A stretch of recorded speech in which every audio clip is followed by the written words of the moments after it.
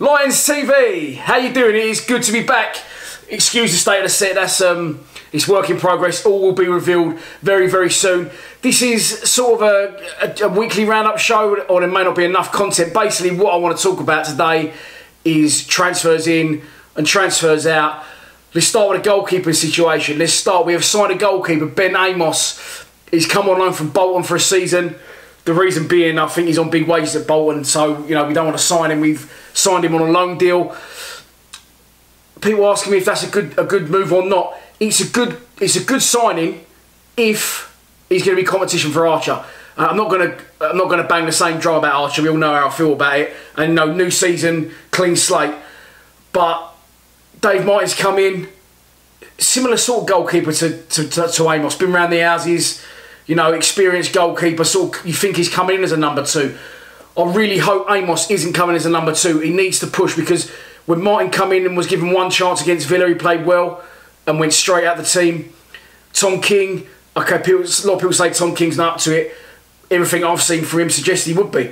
He's played better than Archer every time he's played. He made one mistake, which was Spurs away, and again he was not given the chance. And I don't know, you know, as I've said before, you only see what goes on in the game.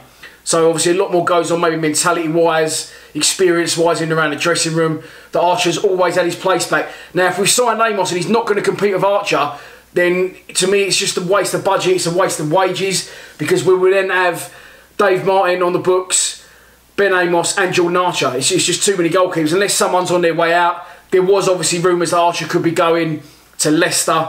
I think he started that rumour himself, to be honest, because there's no way in the world Leicester would be interested in him. And yesterday they've signed Danny Ward from Liverpool for around 12 million. So I don't think Archer's going anywhere. What I do like is, I think, how do I say this without blowing my own trumpet? I think that Harris, every time I recognise a problem in the team, Harris obviously sees the same problem. There is a massive issue with the goalkeeping situation at our club, and it has to improve. And I think Amos has come in, and he will absolutely be competition for Archie. He has to be, otherwise it's just a completely... You're just replacing a cheese roll with a cheese roll, if you know what I'm saying, with Dave Martin. You've got Amos in, and there's a little bit of piccalilli in there now, maybe a little bit of coleslaw, a bit of ham off the bone, and we're going a little bit of spice, a little bit of competition for places. It'll be good for Archie, because as much as I don't rate him, and as much as I think the situation will never change for him, because I don't think he's up to it, he tailed off significantly once he had lost all his competition when Ford left the club, and he did tail off then. If you look back at old videos of Archer, you know, he dived properly. One, for example, was the Bradford game away when we beat them 3-1 at Valley Parade in the playoffs. There's a shot they have in the second half. You watch the highlights. Archer dives and goes halfway across Lancashire or Yorkshire, wherever it is. He knew how to dive then. He's forgotten the basics of goalkeeping, and you know, Pressman's taken the bullet for that one. The buck now stops with Archer. You can, all the excuses in the world can be palmed off on whoever you like. You don't forget how to be a footballer overnight, which, in my opinion, Archer seems to have done somehow. But listen, less of Archer, more of Amos. Amos is in. I spoke to a few Charlton fans. Right, I know 2 Charlton fans, and they text me first. But they said that, you know, Amos is a very accomplished goalkeeper, their best player last season. So fingers crossed. Ben Amos, I was going to say could be, I'm going to say hopefully, definitely will be the new number 1. Moving on to the big dog. I don't think you can see it. Jake Cooper's shirt is up there. Now, what I'm going to say about Jake Cooper, first and foremost, is I don't want to sell Jake Cooper. I think he's built a fantastic relationship with Hutchinson, and it's like the centre forward, or any pairing, centre midfield, centre defence. You can't have a yin without a yang. You take one out, you take Morrow away from Gregors, or vice versa, and they're not as effective. And what they've built between them, Jake Cooper and Sean Hutchinson, is special. I don't want to sell him at all. However, having said that, if the money comes in and it's £5-6 million and Berylson won't put that back into the system, and he says, you know, that's your money, you can have that to spend on players, I do strongly believe, as much as I rate Cooper, and believe me, no one rates him higher than I do. I've said it for a long time, people telling me he's a donkey, he's mistake prone.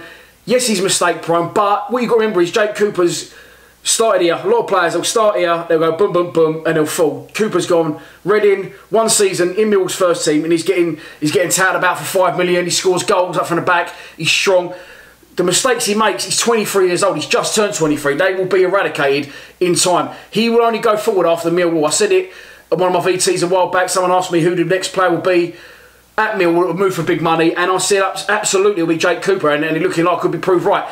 Jake Cooper is very strong. He's and people, you know, when people say he plays the long ball, he can't play football. He isn't allowed to play football. He is asked. Listen, I love Harris to death, and I've slated his tactics in the past, and I was wrong. But we play direct football. The centre-half's not the long diags to Morrison, who tries to win it, knocked down for Gregors. That's our game. So you can't say Jake Cooper can't play football when he doesn't get given the opportunity to play football. Now, this question is Rangers, will he move backwards, will he move forwards? Look, I'm a Millwall fan, and I'll defend Mill to the death. Scottish football is absolute dog shit. Let's have it right. It's a 2-game season. It's, you know, it's Celtic and Rangers. That's it. It's horrendous. My Vets team could give Inverness, Caledonian for this sort of game, teams like that. But what you will get at Rangers, you will get 50,000 fans every other week, 40 or 50, whatever their gate is. You are guaranteed to be playing in cup finals and silverware, which will give you a big game mentality. You will also have the opportunity to play European football. And listen, Steven Gerrard outside of Millwall, him along with Alan Shearer, two of my biggest idols in football. Unbelievable. For him in his first job to go after Jake Cooper, he's such a big compliment for Cooper. And what he's going to do there is he's going to put himself in the shop window as well. Because Gerrard, obviously, big links to, not Liverpool, obviously, but Cooper's not that good. But links to the Premier League. The world is watching Steven Gerrard's managerial career get underway at Rangers. And Jake Cooper, there is no better shop window for Jake Cooper now. I strongly believe will go on after Millwall. I love Byron to death, but Byron Webster's 29 now. He's just come back from a long-term knee injury. And Murray Wallace, I've not seen a lot of him, but I'm hearing he can play left-back and he can play centre-half. Don't forget as well, we've also got Conor McLaughlin, who is a right-back but has played centre defence for his country. So we've got plenty of cover in those positions. What I'm saying is the last thing I want to do is sell Cooper, but if we've got the £5 million to invest in a striker or invest in a left midfielder, then I think it's something we have to seriously look at. Moving on to the question that a lot of people will ask now, I've said that, well, who the fuck are you going to get for £5 million? £5 million won't buy a piece of toast in this league.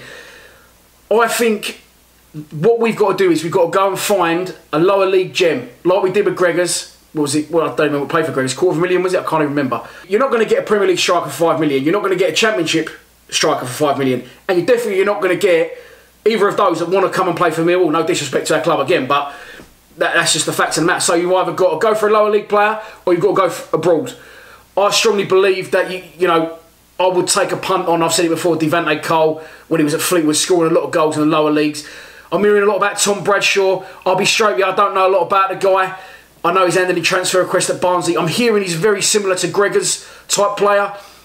So, you know, I think maybe even go lower than that. I think maybe go to League Two and get a young striker, take a gamble on him, a couple of £1 million, because it's either that or it's a stalwart on loan, the Kevin Davis days, which, you know, stuff like that, which you don't want. We want to build for the future. But listen, again, fair play to Harris, because he hasn't just gone out and bought any shit that come his way. He's taking his time. He wants the right players that fit in with the process of the club and the way things are moving forward. We definitely need to strengthen in those areas. I love Morrow to death. And what I will quickly touch on Morrow is people going, oh, Morrow's legs are gone this year. It's only been 3 months since the season ended. It ain't been like, we only had a 3-year break. Morrison will get the best out of Morrison. Morrison will still have a big input in his side this year, without an absolute doubt. But he can't play 46 games. He absolutely can't. Tom Elliott, for me, isn't the answer.